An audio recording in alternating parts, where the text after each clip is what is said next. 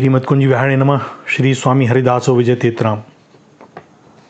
नंदनंदन मैया यशोदा के हाथ से बाल भोग कर रहे हैं और समीप ही नंद बाबा अपने लड़ेते श्याम सुंदर के श्रीमुख को देखकर परमानंद से भरे जा रहे हैं। मैया तो अपने लाल को देखकर इतनी भाव विभोर है कि उसके नेत्रों में वात्सल्यपूरित जल को स्पष्ट देखा जा सकता है। कौन सी ऐसी निधि है जिसे वह अपने इस लाल पर वार न दे। कन्हैया ने जब नंद बाबा और मैया यशोदा को वात्सल्य रस की चरम अवस्था पर देखा तो कुछ अति दुर्लभ रस प्रदान करने की इच्छा हो उठी, और जब उनके ही हृदय में कुछ देने की इच्छा जागृत हो जाए तो क्या दुर्लभ, क्या असंभव। भला ऐसा दुर्लभ क्या, जब प्रपर ब्रह्म परमात्मा स्वयं बालक बन उनकी गोद में खेल रहा हो, उनके हाथ से माखन ग्रहण करता हो, उनकी छड़ी से भय पाकर भागता हो, इससे दुर्लभ और क्या हो सकता है। पर वे जानते हैं कि अभी भी मैया को एक त्रिलोक के दुर्लभ सुख देना है और इस लीला में स्वयं भी सुख पाना है। एक ही लीला में भक्त और भगवान दोनों ही पाएंगे। वे भी तो उसी दिव्य प्रेम रस के लिए सदैव ही त्रसित रहते हैं। तो वो कौन सी ऐसी लीला है जो परब्रह्म को भी सुख दे और भक्त को भी। और परब्रह्म को सुख कौन दे सकता है। कन्हैया जानते हैं कि मैया और बाबा उनकी बाल हट को भी पूरा करते हैं, सो उन्हें एक अति सुखदायी लीला सूझी है। उनकी इच्छा हो आई कि श्री किशोरी जी और वे दोनों मैया यशोदा की गोद में बैठे हों और मैया प्रथम श्री किशोरी जी के मुख में माखन देकर उसी हाथ से उन्हें प्रसादी माखन दे। आहा, माखन और श्री किशोरी जी का प्रसादी माखन, दोनों मैया की गोद में एक साथ बैठे हों, यह अति दुर्लभ नहीं तो और क्या। कल्प के कल्प बीत गए, ऐसा परम सौभाग्य कितनों को मिला है। जिसके साथ घट रहा है वह भले ही ना समझे, किंतु उन्हें तो अपनी मैया को दुर्लभतम देना है। सो इस बार मैया द्वारा माखन देने पर उन्होंने मुख को बंद कर लिया। मैया और बाबा दोनों उन्हें मना रहे हैं।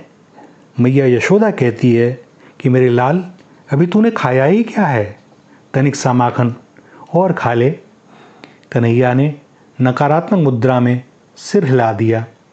मुख में माखन भरा है सो बोल नहीं रहे। मैया फिर मनाती है, अरे मेरे कन्हुआ, न खाए ले, तू जो कहेगो सो तेरे बाबा तो को लाए देंगे। कन्हैया ने भवें चढ़ाकर नेत्र नचाते हुए संकेत से मानो पूछा, अच्छो ऐसा करेंगे। मैया ने फिर कहा, हाँ मेरे लाल। कन्हैया ने मुख का माखन उदरस्त करते हुए कहा, मैया तो एक काम कर, तू मेरो ब्याह कराए दे।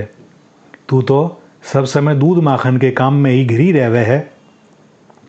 तू नंदरानी है, तेरे घर कभी कोई आ जावे तो कभी कोई। अब तू मेरो ध्यान ना रखे, सो तू मेरो ब्याह कराए दे, ताकि दुल्हन आए के मुगु समेत बाल भोग और भोजन कराए देगी, और मेरो, तेरो और बाबा और दाऊ को भी ध्यान रखेगी। मैया मुस्कुरा दी और पूछा कि मेरे कुंवर को कैसी दुल्हन चाहिए।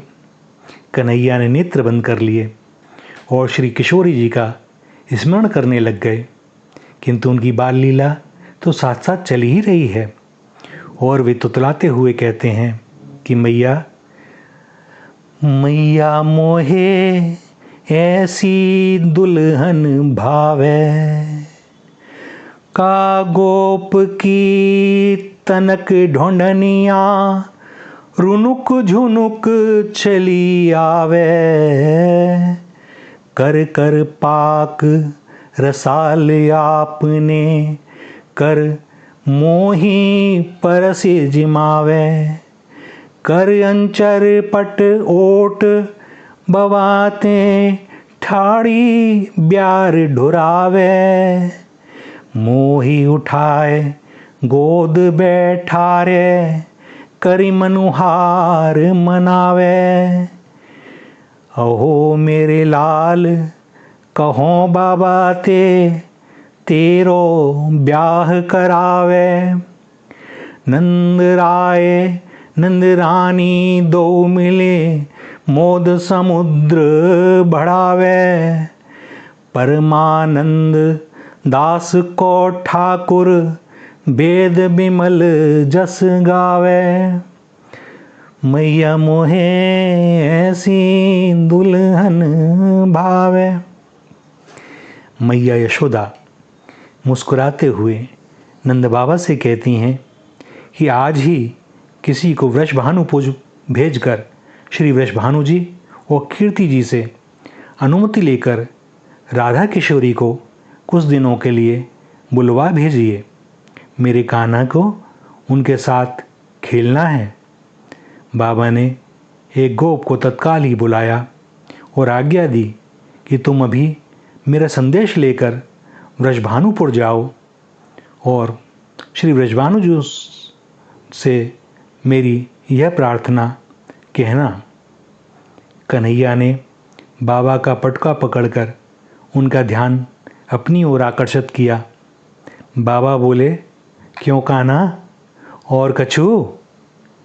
कान्हा नैनों में प्रार्थना भरे विनयी स्वर में बोले, मैं भी या गोप के संग चलो जाऊं? श्री राधा श्री राधा श्री राधा।